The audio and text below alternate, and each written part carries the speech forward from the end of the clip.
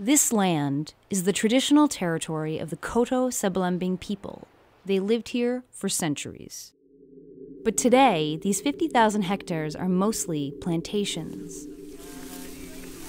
And Chief Saripudin and most of his people have been forced off the land. That land where the acacia trees are is where our ancestors used to farm.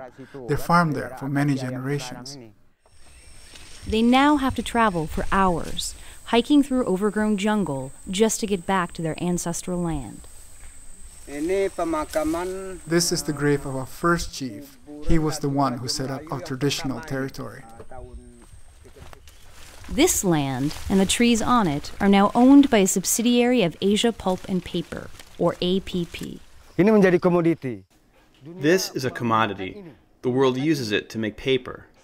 Anything that's a commodity will turn into a problem. A large industry needs thousands of hectares of land, and they take that land away from the people.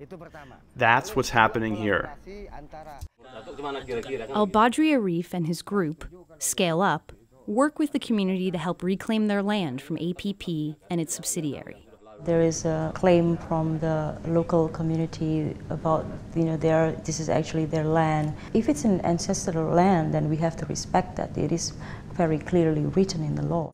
Ida Greenberry is Senior Vice President of Sustainability at APP. Her company is negotiating with the community to determine who has rights to the land. We also have a look at facts of what's happened in the past, satellite image of what happened in the past before the concession was built. Was there a community in there? Or there was nobody and then suddenly community appeared? In 2012, the community staged a sit-in and built small tent cities to claim this land. But the company's security forces and local police tore them down. Later, the Koto Sebelimbing people built a mosque which they thought would be left untouched. They proudly took us to see it, only to discover that it too had been destroyed.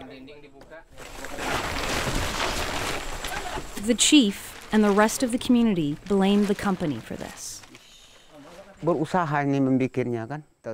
put our effort into building it. They can't just tear it down. In my heart, I'm angry.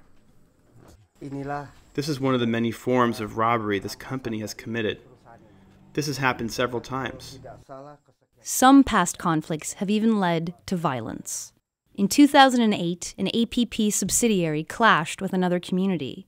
They say that standoff led to a firebombing of their village and eviction from their land. APP would not discuss the matter of the mosque or the alleged violence of the past.